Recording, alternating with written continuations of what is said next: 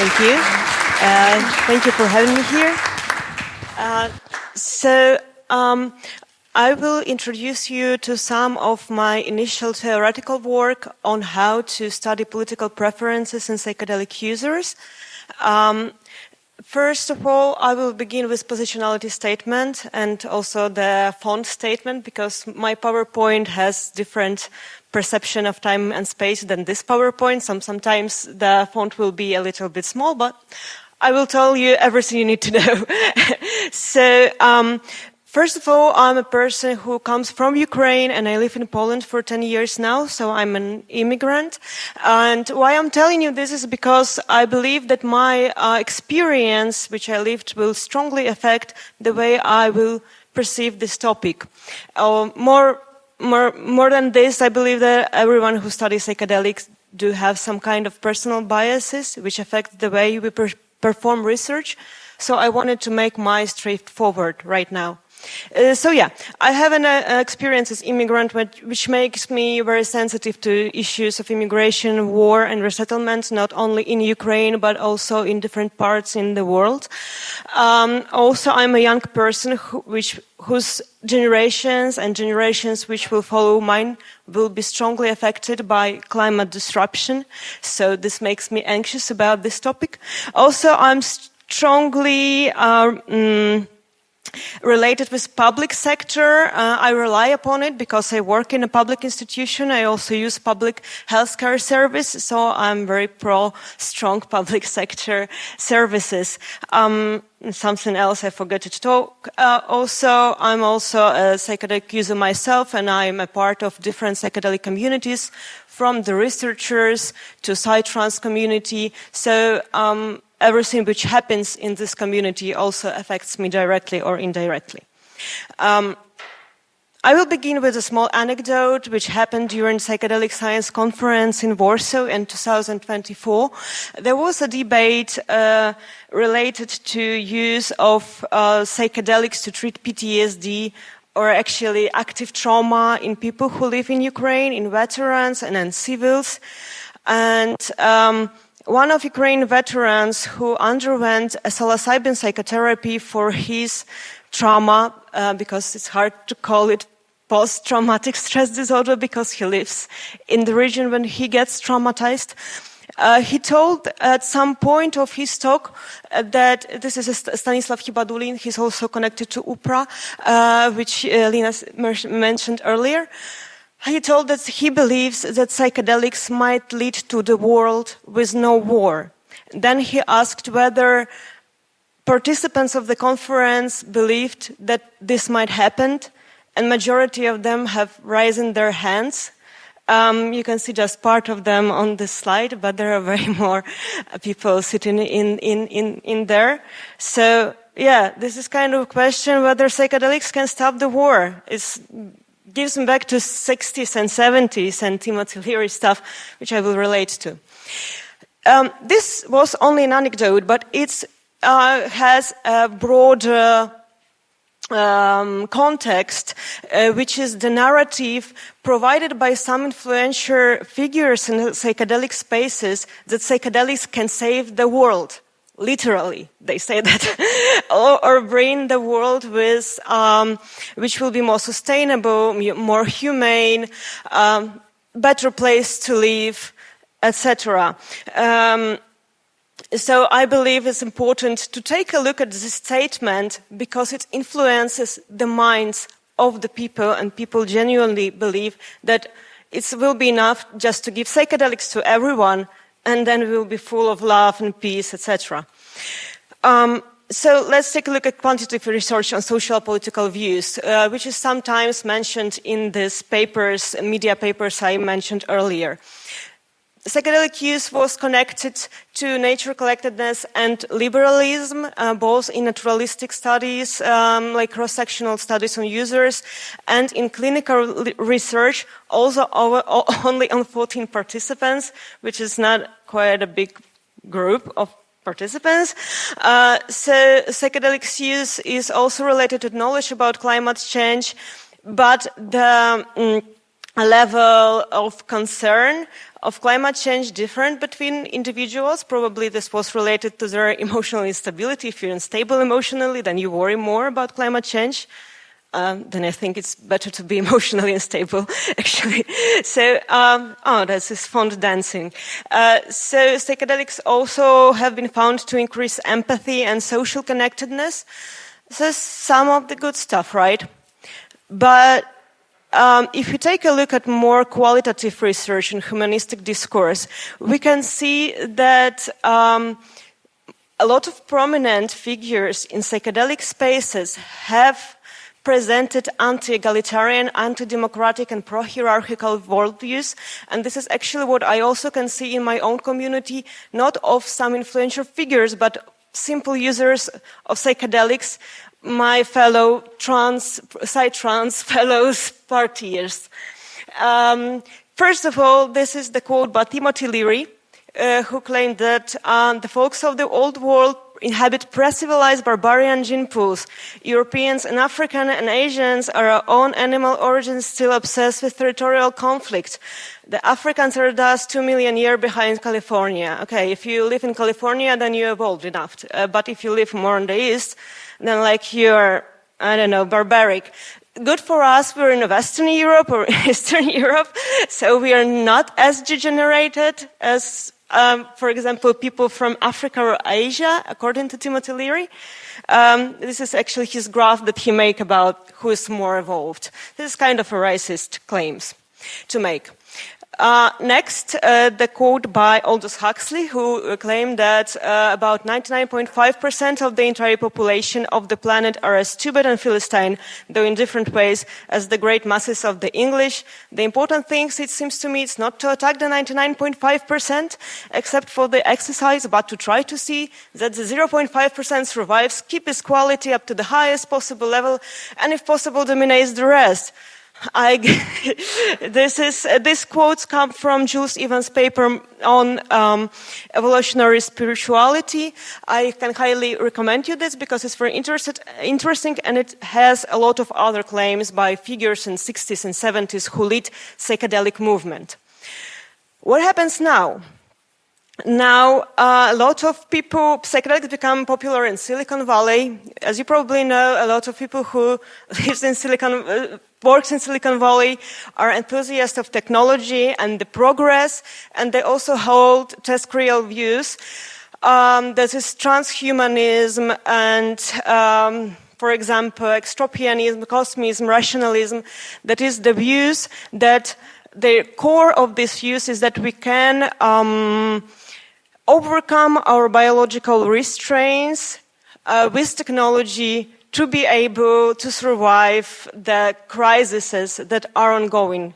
Shortly speaking, the technology can save us and we can consume as much as we want for the time being. So these views could fit within some narratives around psychedelics, for example, narratives about global consciousness, like you can think about AI as a global consciousness in this frame. Psychedelics could be tools for evolutions and can be used as a biohacking strategy, actually, as they are used. The next example is cited by Christian Angermayer, who is a tech entrepreneur and psychedelic medicine investor.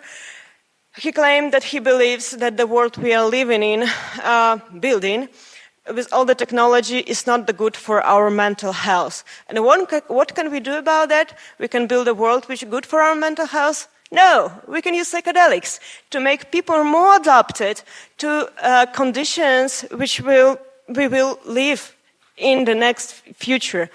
In this case, I used analysis by Nisha Devenot.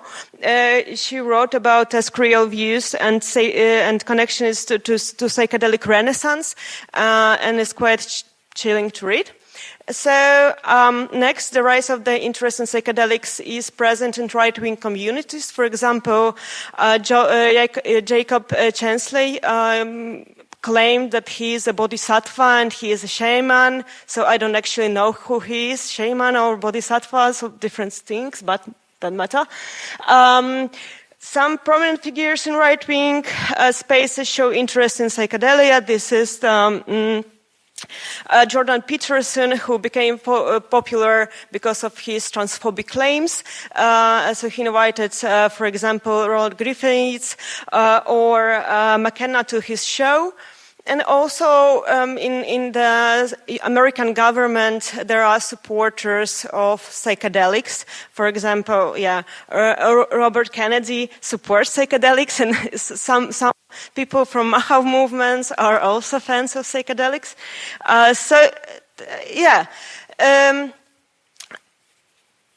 The next example I have is about other political behaviors and stance. Here I don't talk about war on drugs in the sense probably we understand it, that the war with drugs, but more war being on drugs. There are currently cases of MDMA psychotherapy for veterans, including troops from USA and Israel. Those armies are not known for their ethical behaviors toward others, especially now, given what's happening in Gaza. The Department of Defense funds a study of MDMA also for active troops, so they can cure their PTSD and go back to kill people. So there are also propositions that psychedelics can heal moral injury which arises from perpetrating or witnessing actions that violate moral beliefs. And as far as I believe that we have to help humans who suffer, and I also believe that troops fighting in wars are also victims of their system they are living under, I also think that it raises important ethical concerns which quantitative studies cannot answer. This concern lies beyond the scope of the scientific method, but are embedded in the research ethics. And for example, we can ask then whether this alleviating of the suffering, alleviating of moral injury would also lead to the empathy towards one's victim. For example, if we give MDMA to Israeli soldier who killed children in Gaza, whether he became accountable for what he did and embrace it, or he only stopped suffering and stopped feeling bad about it. Those arises from the limits. Also, why we have the discrepancy between what we see in qualitative studies and quantitative studies. I believe that quantitative studies in this case are very much limited. First of all, and these claims on that psychedelics will save anything are not grounded in any research, neither qualitative nor quantitative. First of all, there are actually little research done on political beliefs. Only 2 studies to date examined strictly political beliefs. Other studies have focused on related domains, but not on political beliefs and not on political behaviors as well. And those are different things. Next, studies which claim or have entitled, and my own studies I also have entitled, psychedelic users. What does it mean? Psychedelic users is a very diverse community. And the people who come to the studies are very specific kind of psychedelic users. So I call them psychedelic users who are willing to participate in the research.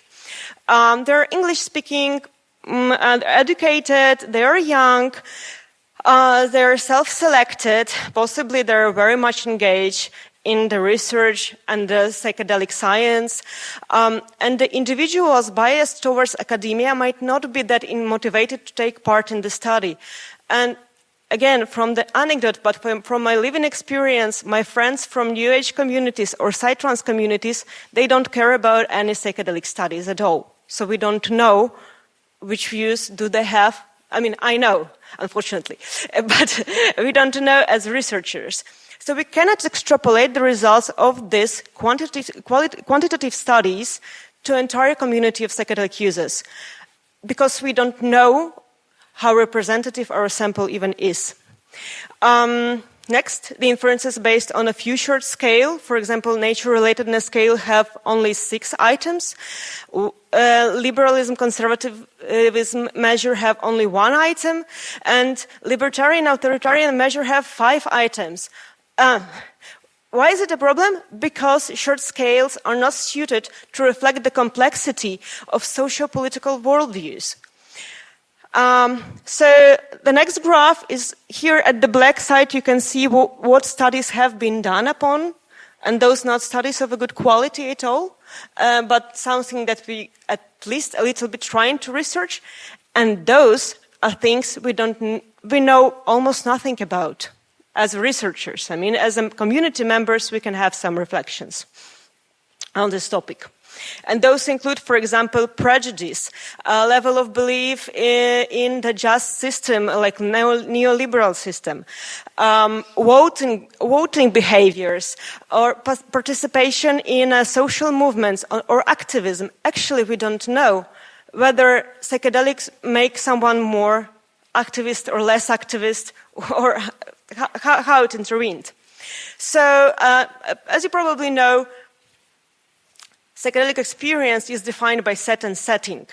And what I mean by set and setting, it's not only the room or the music or the people, it's also a culture, externalized and internalized culture and beliefs cultural, which we have in ourselves, and sometimes we don't even know about them. So when we take psychedelic, what comes to us will be culturally determined. And there's an open question whether psychedelic experience can bring actually something new to a belief system or only reinforce something we already believed in. This is the graph by Josten Berge from his article, which is currently in preparation on the set and setting. So he describes the way the culture affects the way we trip, how we describe this experience, on also how this description go back to the culture and reinforce next generation of psychedelic users to have the same kind of experience. And if we have an individualistic experience and describe it in individualistic way, then we could have an individualistic effect. Now I wanted to talk about methodological strategies that might be useful, but since I'm short of time, I will do it shortly. As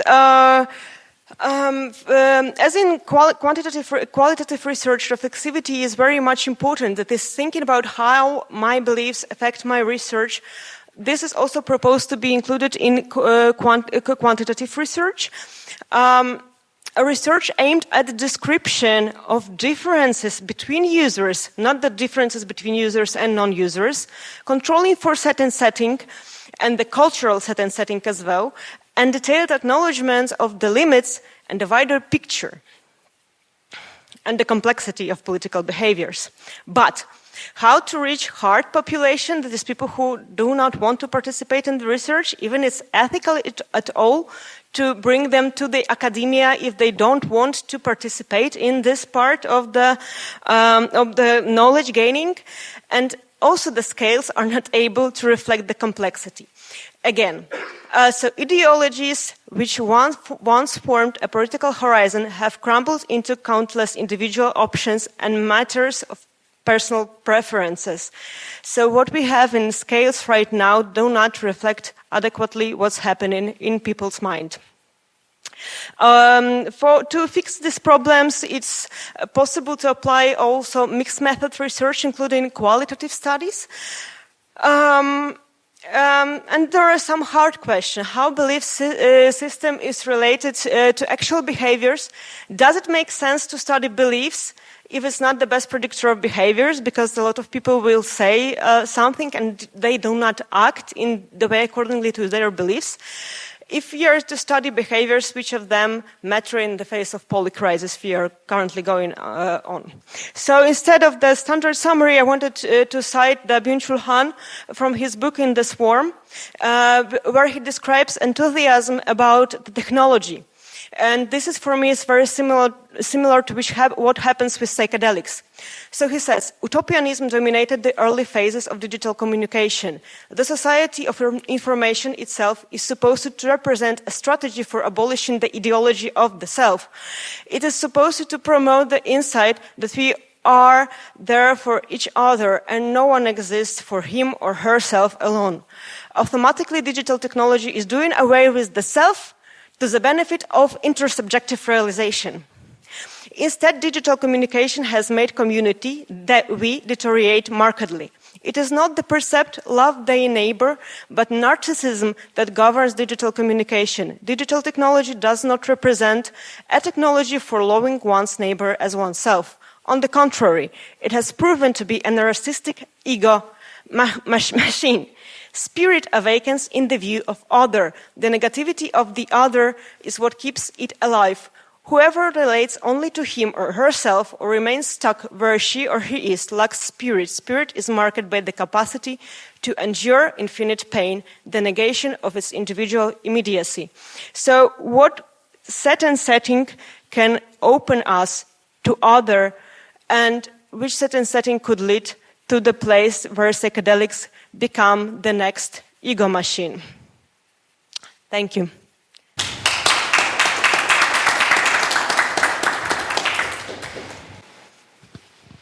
Thank you so much. All right, thank you very much. That is, I think, a very interesting topic. So did I understand correctly that those studies that have been done indicate that psychedelic users seem to be overwhelmingly liberal or left-leaning? Okay, well. I mean, these are mostly cross-sectional studies, and what they do show is that people who use psychedelics are more liberal. This is all. It's not a cause-effect relationship. Only one study was clinical, where they found that people after psychedelic psychotherapy have a lower level of authoritarianism, but people who come to the clinical trials, and the authors also mention it in the paper, they already are more liberal. Yeah, so they become more liberal. Sorry, I would believe that there's also a selection effect going on, because these cultures based around psychedelics are often associated with left-wing or liberal beliefs, and people who don't hold these beliefs are even sometimes shunned for having other beliefs in these communities. But now it changes a little bit, and I see it in my own community, which was apolitical, and then they become political, but yeah, in a very strange sense. Mm-hmm. Can I mean, if you want to find this out, I think using even terms such as liberal, it is, in different countries and contexts, that word has so many different meanings. An American liberal is really something different from a European liberal, and I'm not sure the European liberal exists. Not to mention global use of ideas of liberal about what. So I really think that this is so complex that before one would go and do a quantitative study, one would need to actually do some proper in-depth qualitative work to even clarify the terms used in a specific community or culture or maybe country, to even give to study this in a quantitative way, because otherwise I think one just totally entangles oneself. I think you do know, just another remark, you do know Norman Oehler's work, right? What? Norman Oehler? I know. So he did this work on history of psychedelics and how certain drugs were used by the Nazis on soldiers to keep them fighting. Okay, I have this book, but I haven't read it then. Okay. Just a side comment. Yeah, about those terms, actually, it was something I noticed, but I didn't bring it up. But when someone says liberal, I also think about free market kind of liberal, and also you can be a liberal in a way that you support LGBT movements, feminism, etc. But then you also support the corporate strategies, and you'll write, for example, like like the Israel could be a good example where they could be like pro-LGBT and also pro-war. So this is the kind of liberalism or libertarianism as well. So yeah, I don't think those tendencies show something good. I mean, those liberalism have shown to be like that. I want to have less control of the state of how I live, but this control could be good or bad as well. I mean. Well, I would like to thank you, the three of you speaking today. I got some questions here myself, thinking about what you guys have said. And I would like to go a little bit beyond drug setting and think about the matrix in which we are swimming. And one thing that bothers me is how we are trying to go for more polarities, I guess. I would say that. I come from Brazil, and we have a lot of indigenous leaders there saying that the future is ancestral. Maybe I'm a white man. I come from European ancestry, so I don't know if I'm limited in a certain way. But when I hear that, I don't think we can go back, right? So I can't see the future as ancestral in a certain way. So listening to Linus, I was thinking if we could go for something more as a transmodern kind of paradigm, since we cannot go back to ancestry and we cannot keep going forward as modern people, because we are really struggling living as modern people nowadays. And psychedelics are a tool. They are technology, and what are we doing with that kind of technology? That's something that really bothers me as well, since many different technologies from different people, even from people from my country, they're being exploited and commercialized, and they are put out of context. So it's not just about health, but also about being productive. And there are many political issues related to how we use the technologies we are discussing in this conference.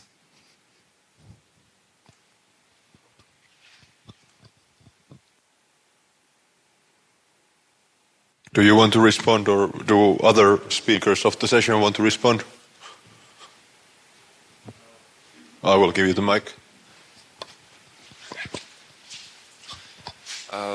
Probably it won't be a proper response, just a reflection. It's a very interesting term, transmodern, and maybe afterwards we can talk a little bit more about, metamodern, what is that, or transmodern, and also whether we can or cannot, go further to the ancestors. It really depends on how we see the time. In the Western cultures, usually it's the linear one. In others, it's much more round, and everything comes back to to beginning and so on. So it's a very philosophical question, but thank you for the term. Thank you. Yeah, I also can relate to that I thought a lot of whether psychedelics can bring us to some other place that we are currently in, and to be honest, I don't see how it might work. I only see that things are going worse and worse, and maybe I'm a pessimist. But I also believe that it's important to look at the situation as it is. And recently I read some Zizek article about losing hope, and this is something which I believe is important, to lose hope, and that something will help us just to dissolve everything we have, to die collectively. I mean, not to die in a climate crisis or something, but to kill our visions of the future so something new could emerge, perhaps, and it could be just an adaptation to a very bad conditions we probably will face in next few years, some of us.